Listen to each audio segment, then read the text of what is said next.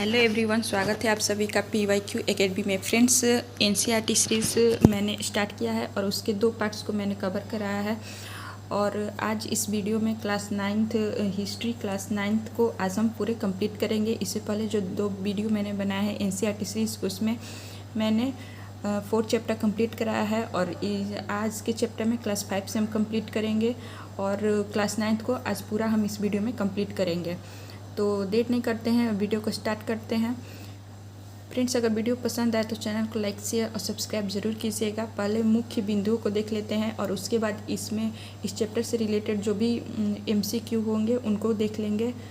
इस प्रकार से इस चैप्टर का आपका ऑलमोस्ट आप इस चैप्टर का समरी पढ़ लेंगे और इससे आपको इस चैप्टर के कुछ अंदाजे लग जाएंगे कि इस चैप्टर में मेन पॉइंट्स या क्या इम्पोर्टेंट है।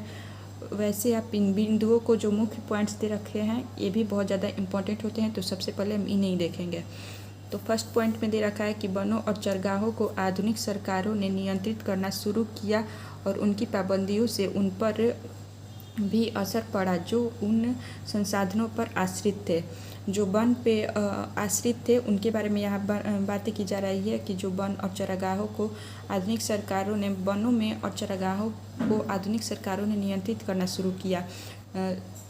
जिस प्रकार से जो वन में रहते थे उनको इन चीज़ों से इन संसाधनों से असर पड़ा उनके ऊपर। जब सरकार ने नियंत्रण लगाना शुरू किया तो उन लोगों पर इन चीज़ों का असर पड़ा, ये यहाँ कहना चाह रहा है इस पॉइंट में। नेक्स्ट है जम्मू और कश्मीर के गुजर बकरवाल समुदाय। यहाँ पूछता है कि गुजर बकरवाल समुदाय कहाँ पाया जाता है, तो जम्मू एंड कश्मीर में पाया जाता है। कि लोग भेड़ बकरियों के बड़े बड़े रेवड़ रखते थे। भेड़ और बकरियों के बड़े बड़े रेवड़ रखते थे। इस समुदाय के अधिकतर लोग अपने मवेशियों के लिए चरागाहों की तलाश में भटकते भटकते 19वीं सदी में यहाँ आए थे। पूछेगा कि गुजर बकरवाल समुदाय के लोग किस शताब्दी में जम्मू कश्मीर में आए हुए थे, तो 19वीं शताब्दी में। और जैसे जैसे समय बीतता गया वे यहाँ के होकर रह गए और यहीं बस गए। जम्मू कश्मीर में ही गुजर बकरवाल समुदाय धीरे धीरे यहीं पर बस गया और भेड़ बकरियों के बड़े बड़े रेवड़ वो रखते थे। नेक्स्ट पॉइंट में दे रखा है कि हिमाचल प्रदेश के चरवाहे समुदाय को गद्दी कहते हैं। हिमाचल प्रदेश के जो चरवाहे समुदाय होते हैं उनको हम गद्दी कहते हैं। गद्दी पूछ देगा कि कहाँ के समुदाय को गद्दी कहते हैं, तो हिमाचल प्रदेश के चरवाहे समुदाय को गद्दी कहते हैं, याद रखिएगा। नेक्स्ट पॉइंट है कि गढ़वाल और कुमाऊं के इलाके में पहाड़ियों के निचले हिस्से के आसपास पाए जाने वाले शुष्क या सूखे जंगल का इलाका को भावर कहते हैं। भावर किसे कहते हैं, तो गढ़वाल और कुमाऊं के इलाके में पहाड़ियों के निचले हिस्से के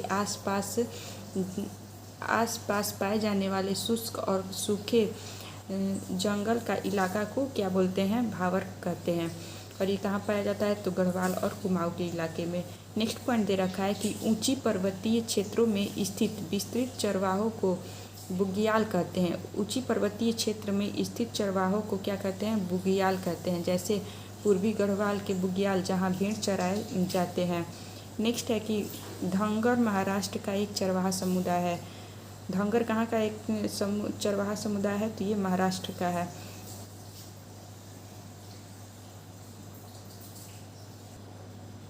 नेक्स्ट दे रखा है कि धंगर समुदाय महाराष्ट्र का जाना माना चरवाहा समुदाय है जो जीविका के लिए कंबल और चादरें भी बनाते थे। धंगर समुदाय जीविका के लिए कंबल और चादरें बनाते थे, ये यहाँ पे याद रखिएगा।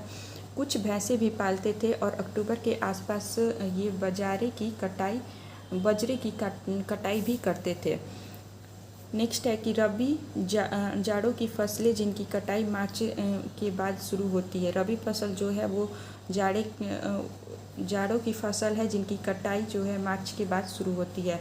और खरीफ फसल ये है सितंबर अक्टूबर में कटने वाली फसलों को खरीफ फसल कहते हैं। नेक्स्ट है कि ठुंड पौधों की कटाई के बाद जमीन में रह जाने वाली उनकी जड़ों को ढूंढ कहते हैं।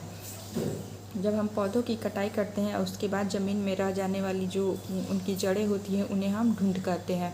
कर्नाटक और आंध्र प्रदेश में पाए जाने वाले चरवाहे समुदाय को गोला, कुरुमा और कुरुबा समुदाय, जबकि उत्तर प्रदेश मध्य प्रदेश में बंजारे कहते हैं। कर्नाटक और आंध्र प्रदेश में पाए जाने वाले चरवाहे समुदाय को गोला, कुरुमा और कुरुबा समुदाय कहते हैं, जबकि उत्तर प्रदेश और मध्य प्रदेश में पाए जाने वाले समुदाय को बंजारे कहते हैं।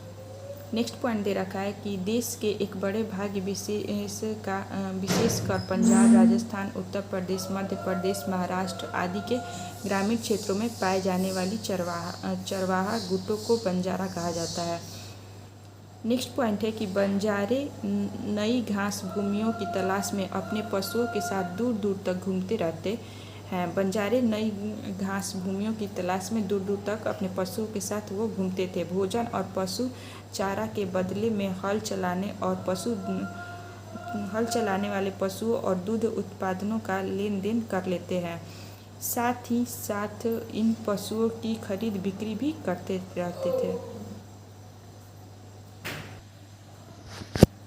राजस्थान के रेगिस्तानों में राइका समुदाय रहता था। राइका समुदाय कहाँ पाया जाता है? तो राजस्थान के रेगिस्तानों में राइका समुदाय निवास करता है। इस इलाके में बारिश का कोई भरोसा नहीं होती। इन इलाकों में बारिश का कोई भरोसा नहीं होता, बहुत कम यहाँ पे बारिश होती है, इसलिए खेती के उपज हर साल घटती रहती थी। बहुत सारे इलाकों में तो दूर दूर तक कोई फसल होती ही नहीं थी। इसके चलते राइका खेती के साथ साथ चरवाही का भी काम करते थे। राइकाओं का एक तबका ऊँट पालता था, जबकि कुछ भेड़ बकरियां पालते थे। राइका समुदाय कहाँ पाया जाता था? तो राजस्थान में। और ये राइका जो समुदाय के लोग थे, ये इनमें से कुछ तबके के लोग ऊँट पालते थे, जबकि कुछ भेड़ और बकरियां पालते थे। नेक्स्ट भी रखा है कि औपनिवेशिक शासन के दौरान चरवाहों की जिंदगी में गहरे बदलाव आए। उनके चारागाह सिमट गए। इधर उधर आने जाने पर बंदिशें लगने लगी थी। उनसे जो लगान वसूल लिया जाता था, उसमें भी वृद्धि हुई और खेती में उनका हिस्सा घटने लगा और उन्हें पेशे और हुनरों पर भी बहुत बुरा असर पड़ा। नेक्स्ट पॉइंट है कि परंपरागत अधिकार। परंपरा और रीति रिवाज के आधार पर मिलने वाले अधिकार को परंपरागत अधिकार कहते हैं। नेक्स्ट पॉइंट है कि वन अधिनियम ने चरवाहों की जिंदगी बदल डाली। अब उन्हें उन जंगलों में जाने से रोक दिया गया जहां उनके मवेशियों के लिए बहुमूल्य चारे का स्रोत था। नेक्स्ट पॉइंट दे रखा है कि वन अधिनियमों ने चरवाहों की ज़िंदगी बदल डाली व अब उन्हें उन जंगलों में जाने से रोक दिया जाता था जहां उन्हें मवेशियों के लिए बहुमूल्य चारे का स्रोत मिलता था। लास्ट पॉइंट है कि जिन समुदायों में उन्हें प्रवेश की छूट दी गई वहाँ भी उन पर कड़ी नज़र रखी जाती थी। जंगलों में दाखिल होने के लिए उन्हें परमिट लेना पड़ता था। जंगल में उनके प्रवेश और वापसी की तारीख पहले से तय होती थी और वह जंगल में बहुत कम ही दिन बिता सकते थे। तो इस प्रकार से हमने आधुनिक विश्व में चरवाहे के बारे में पढ़ा।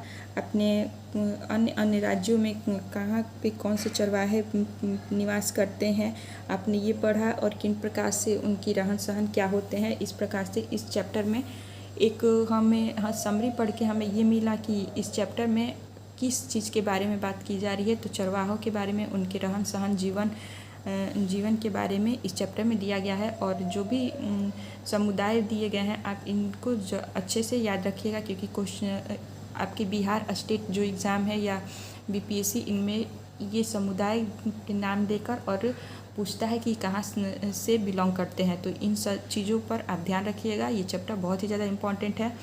VVI है, इसमें बहुत सारे समुदाय के नाम दिए गए हैं और बहुत सारे एग्ज़ाम में आपने देखा होगा कि समुदाय पे भी क्वेश्चन बनते हैं। और अब हम इस चैप्टर के कुछ इम्पॉर्टेंट MCQs को देख लेते हैं।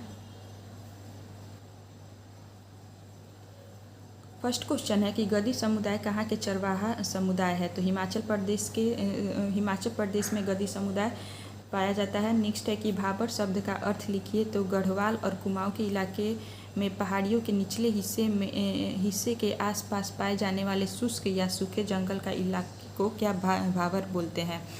गढ़वाल और कुमाऊं के इलाके में पहाड़ियों के निचले हिस्से के आसपास पाए जाने वाले शुष्क यानी कि सूखे जंगल के इलाके को हम क्या बोलते हैं, तो भावर बोलते हैं।